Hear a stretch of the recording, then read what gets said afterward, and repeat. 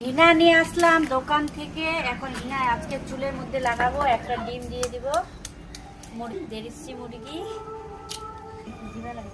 হ্যাঁ ডিম। ওটা এখন পানি দাও মুখটা আগে স্টার্ট করা। হিন্দি না দিলে না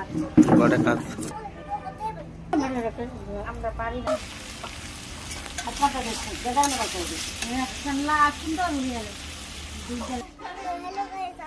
আমার পাপা এখন রান্না করতে করতে ভিডিও করতেছে।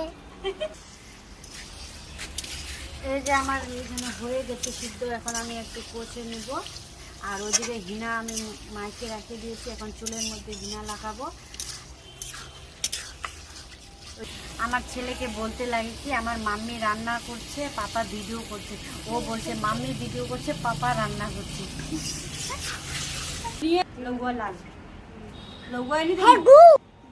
সুন্দর লাগে। আর মাথাটা আমরা ঘুমাই যায় নাকি।